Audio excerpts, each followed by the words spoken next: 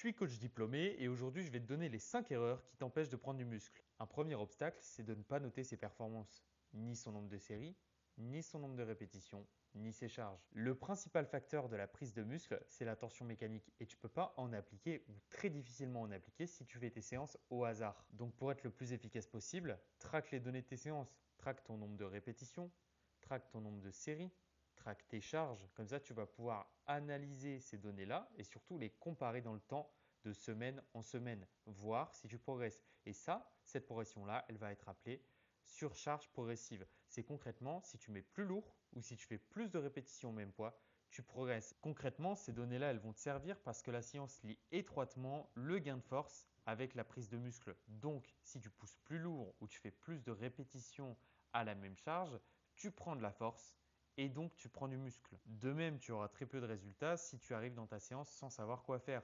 Avoir un référentiel concret, par exemple, je dois faire plus de 7 répétitions au développé couché avec 80 kg, ça va te motiver et ça va surtout te motiver à te surpasser.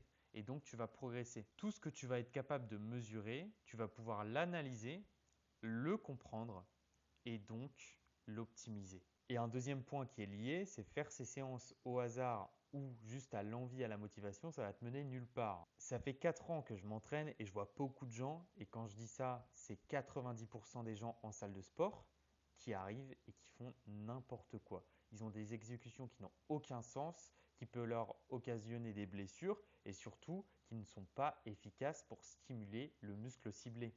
Et ce que j'ai constaté à chaque fois, c'est que ces personnes ont essayé d'apprendre à faire ces exercices sans consulter la science derrière, donc sans consulter le mode d'emploi, sans consulter des vidéos éventuellement YouTube, comment faire ces exercices, sans regarder de tutoriel. Ils ont juste essayé de répliquer ces exercices depuis toujours au feeling ou alors à la sensation.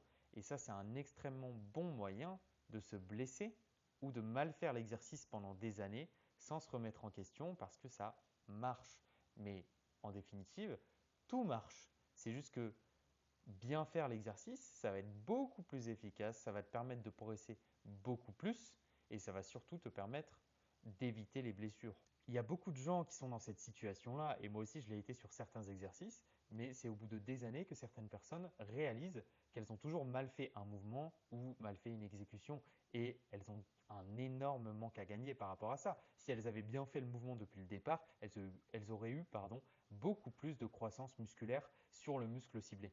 Et ça cible aussi les personnes qui sont très expérimentées et qui peuvent avoir beaucoup d'années à la salle. C'est juste qu'elles n'ont jamais cherché à se renseigner sur des sources sûres et des sources scientifiques ou alors des sources au moins pédagogiques sur l'exécution des exercices qu'elles faisaient. Et ces personnes-là, elles ont juste été consistantes pour aller à la salle. Ça veut dire qu'elles sont allées à la salle régulièrement sur des semaines, des mois, des années, sans se remettre en question sur ces exécutions-là, sur ces exercices-là, et en ne cherchant qu'à faire de la surcharge progressive, en tout cas dans leur tête, en augmentant le poids et les répétitions, mais sans prendre en compte la qualité de leur exécution. Et ça, c'est très important si tu veux continuer à progresser sur des années et surtout dans le temps en général. Si tu fais mal un exercice ou si tu exécutes d'une manière hasardeuse un exercice, tu seras forcément bloqué à un moment parce que tu n'auras pas la même base de progression à chaque fois. Si tu fais un exercice en te balançant à droite à gauche une fois,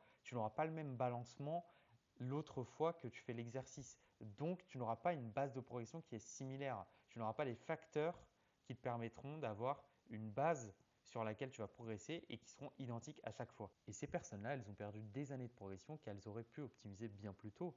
Et elles ont même pu créer des déséquilibres musculaires sur leur physique qui vont littéralement à l'encontre même des objectifs qu'elles avaient. Et une autre erreur, c'est de ne pas avoir une diète qui fait écho à tes objectifs et qui est pertinente. Ce qui va compter surtout, c'est ton adhésion à ta diète. Donc, tu peux par exemple employer la règle du 80-20. Tu peux avoir 80% de ta diète qui est réglée sur des aliments qui vont te faire progresser parce que c'est optimisé, les quantités sont optimisées, le timing des repas est optimisé, la composition des repas te plaît un petit peu, mais est quand même restrictive. Et 20% où tu peux te faire des recettes maison, tu peux sortir éventuellement faire un cheat meal. Voilà, tout dépend de tes objectifs, mais il faut que ta diète soit adaptée surtout à tes objectifs et que concrètement, quand tu regardes ta diète, tu te dis c'est grâce à ça euh, que je vais atteindre mes objectifs et surtout ça, je vais pouvoir le tenir sur des années à long terme surtout. Et surtout, en regardant ta diète, tu dois te dire ça me fait plaisir, c'est quelque chose que je suis capable de tenir sur des années, des mois, des semaines sans problème parce que ma diète fait écho à mes objectifs et en plus, elle me fait plaisir. Et dans ce domaine-là, il y a un cas de figure particulier, c'est notamment quand il y a des gens qui veulent perdre du poids, ils se mettent en déficit calorique, ils ont une diète qui les met en déficit calorique et ils s'accordent un ou plusieurs cheat meals par semaine. Sauf que ces cheat meals se transforment souvent en cheat day et ça c'est un problème.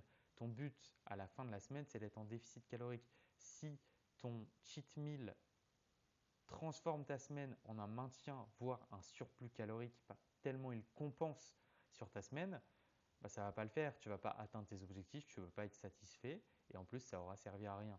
Donc voilà, il faut être concret dans sa diète. Il faut que ça soit logique, il faut que ça soit pertinent, il ne faut pas que ça soit au hasard en fait. Il faut que ta diète soit logique, concrète et pertinente. Il ne faut pas que ça soit au feeling. C'est le meilleur moyen de te perdre et surtout de ne pas atteindre tes objectifs. Donc est-ce que tu préfères avoir un plaisir court terme ou avoir un plaisir long terme en ayant quand même des aliments qui te font plaisir dans ta diète actuelle? En fait, tout est une question d'équilibre. Le poison est dans la dose. De cette même façon, tu peux par exemple te faire un cheat meal une fois par semaine en perte de poids. Un cheat meal qui va être mesuré. Donc, par exemple, tu vas te mettre une limite de 1000 calories sur ton cheat meal. Et ensuite, boire par exemple un shaker à la place d'un autre repas que tu vas remplacer. Comme ça, tu vas avoir ton apport en protéines et en même temps, tu vas compenser les calories de ton cheat meal sur ça.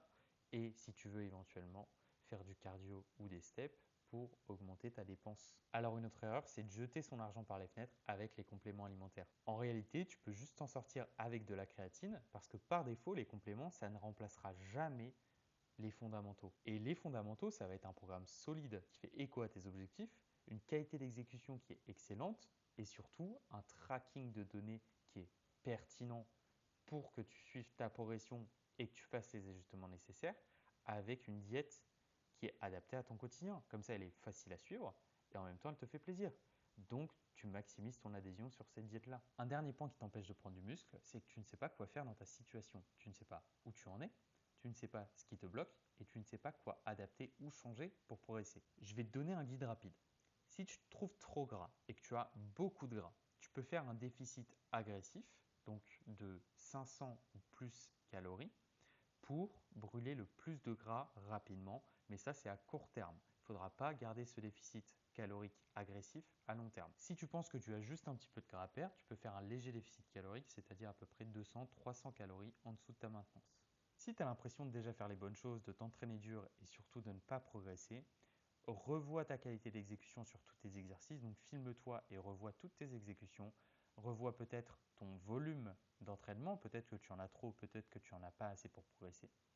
Et derrière, traque toutes tes données, autant tes données de sommeil, d'hydratation, liées à ta diète, ta digestion et tes données d'entraînement. Et analyse tout ça et tu vas être en mesure de déjà comprendre qu'est-ce qui est régulier et qu'est-ce qui potentiellement t'empêche de progresser.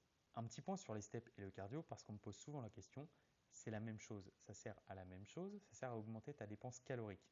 Les steps, c'est peut-être plus simple si par exemple tu es actif dans ton métier, dans ta journée, de les incorporer. Par exemple, si tu es coiffeur, tu fais beaucoup de pas à la journée, donc tu les fais dans le cadre du travail, donc à la fin de la journée, tu auras par défaut tes pas.